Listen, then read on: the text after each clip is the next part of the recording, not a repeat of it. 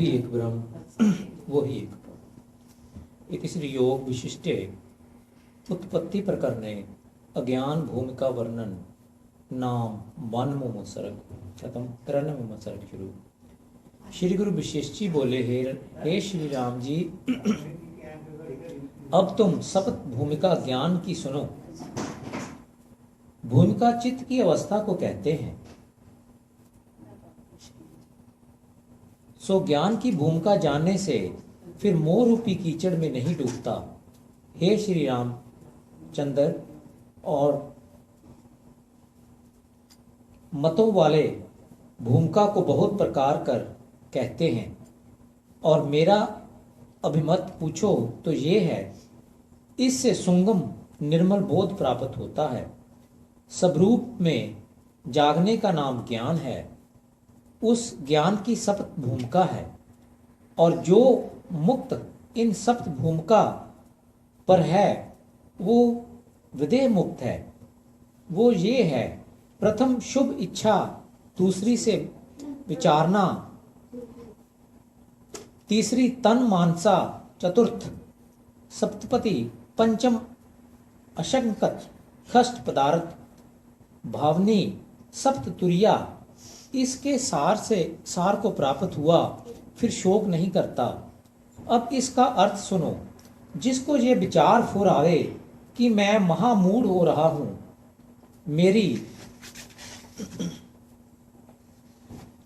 बुद्धि सत्य में नहीं और संसार की ओर लगी है, ऐसे विचार करके वैराग्य पूर्वक सत्य शास्त्र और संत जनों की संगत की इच्छा होवे। इनका नाम शुभ इच्छा है। और सत्य पर शुभ, सत्य शास्त्रों को विचारना और संतों की संगत और विधियों से वैराग्य और सत्य मार्ग का अभ्यास और इसके सहत सत्य आचार में प्रवानता और सत्य को सत्य जानना और असत्य को असत्य जान कर त्याग करना, इसका नाम विचार है।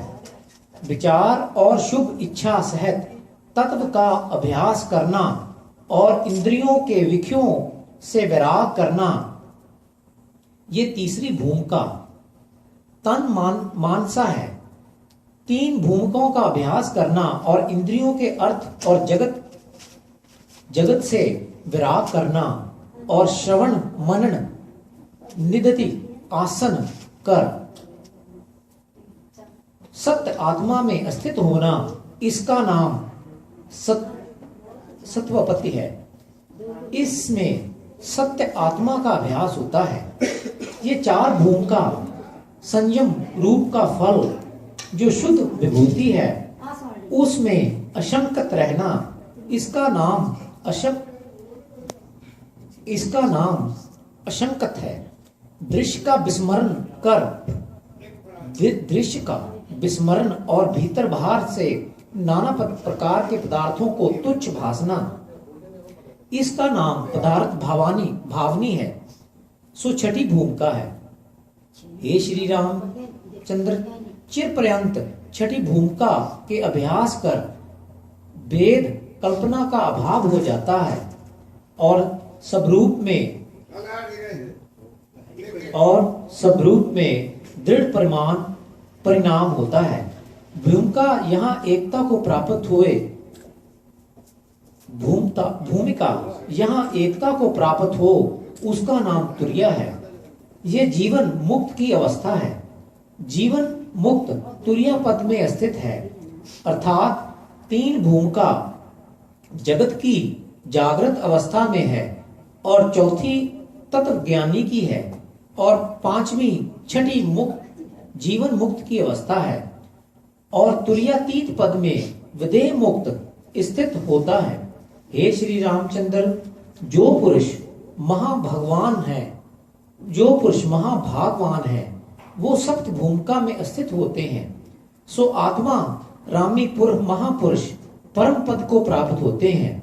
हे श्री रामचंद्र, जो जीवन मुक्त पुरुष हैं वो सुख में मगन नहीं होते और शांत रूप होके अपने प्राकृत आचार को करते हैं, अथवा नहीं करते तो भी उनको कुछ बंधन नहीं, उनको क्रिया का बोध कुछ नहीं रहता। जैसे सुखपत पुरुष के निकट जाके क्रिया करे तो उसको बोध कुछ नहीं होता, तैसे उसको क्रिया का बोध कुछ नहीं। सुखपत वत उन्मिलित लोचन है। हे श्री राम जी, जैसे सुखपत पुरुष को रूप और इंद्री और मन का अभाव हो जाता है, तैसे सप्त भूमिका में अभाव हो जाता है। ये सप्त भूमिका ज्ञानवान का विख्या है। पशु, वृक्ष, मलेश, बत, मूर्ख और पाप आचार्यों के चित्त में इनका अधिकार नहीं होता। जिसका मन निर्मल हो उसको भूमिका में अधिकार है। कदाचित पशु, मलेश आदि तो भी इनका अभाव हो तो भी मुक्त हो जाता है, इसमें संशय कुछ नहीं। हे रामचंद्र, आत्म ज्ञान कर जिनके हृदय की गांठ टूट गई है, उनको संसार मृग तृष्णा के जलवत मिथ्या भासता है। वो मुक्त रूप है, और जो संसार से विरक्त होकर इन भूमिकों में आए हैं और मोह रूपी समुद्र से तरे नहीं और पूर्ण पद को प्राप्त नहीं हुए और सप्त भूमिका में से किसी भूमिका में लगे हैं, वो भी आत्म पद को पाकर पूर्ण आत्मा होंगे। हे श्री रामचंद्र, कोई तो सप्त भूमिका को प्राप्त हुए हैं और कोई पहली ही भूमिका में, कोई दूसरी, कोई तीसरी को प्राप्त हुए हैं, कोई चौथी, कोई पंचम, कोई छठी को और कोई अर्ध भूमिका को प्राप्त हुए हैं। कोई ग्रह में, कोई वन में, कोई तपसी हैं, कोई अतीत हैं। इससे आद लेकर वो पुरुष धन्य और बड़े सूरमे हैं कि जिन्होंने इंद्रिय रूपी शत्रुओं को जीता है, और ये पुरुष ने किसी भूमिका को पाया है, सो वंदना करने योग्य है। उसको चक्रवर्ती राजा जानना, किंतु उसके सामने राज और बड़ा ऐश्वर्य विभूति तृणवत है, वो परम पद को प्राप्त हुआ है। इति श्री योग विशिष्टे उत्पत्ति प्रकरणे ज्ञान भूमिका उपदेशो नाम 93वां सर्ग खत्म।